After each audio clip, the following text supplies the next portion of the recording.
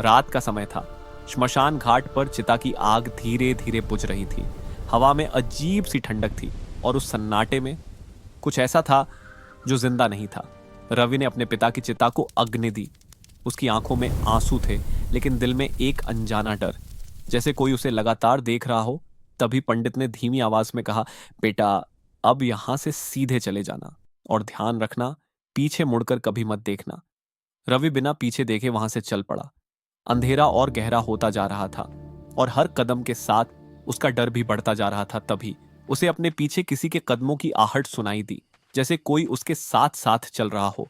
लेकिन जैसे ही वह रुकता, आहट भी थम जाती। हिम्मत जुटाकर रवि ने पीछे मुड़कर देखा और उसकी सांसें थम गईं। दूर अंधेरे में एक औरत खड़ी थी, सफेद वस्त्रों में, और उसकी नजर सीधे रवि पर थी। रवि डर के मारे दौड़ने लगा। उसका दिल तेजी से धड़क रहा था, लेकिन वह जितना तेज दौड़ता, वह औरत उतनी ही तेज उसके करीब आती जा रही थी। वह औरत चल नहीं रही थी, वह हवा में तैर रही थी। उसके पैर जमीन को छू भी नहीं रहे थे और उसकी धीमी आवाज रवि के कानों में गूंज रही थी, रवि, रुक जाओ। किसी तरह रवि अपने घर पहुंचा। उसने दरवाजा जोर से बंद किया और गहरी सांस लेने लगा, लेकिन डर अभी भी उसका पीछा कर रहा था। तभी दरवाजे पर दस्तक हुई। थक थक थक। इतनी रात को कौन हो सकता है? रवि ने दरवाजा खोला।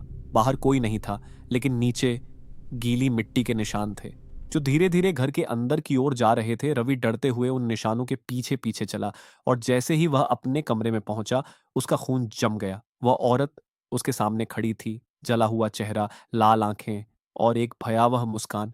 तुम मुझे अकेला छोड़ आए रवि, अब मैं तुम्हें कभी अकेला नहीं छोड़ूंगी। अगली सुबह लोगों ने रवि को उसके कमरे में बेहोश पाया। उसके चेहरे पर डर साफ दिखाई दे रहा था और दीवार पर लिखा था, एक और आत्मा आ गई। तब से उस रास्ते पर कभी कोई अकेला नहीं चलता, क्योंकि अब वहां दो साए चलते हैं। अगर आप कभी रात में किसी सुनसान रास्ते से गुजरें और आपको लगे कि कोई आपका पीछा कर रहा है, तो भूल कर भी पीछे मुड़कर मत देखना, वरना शायद आप भी वापस अकेले नहीं लौट पाएंगे।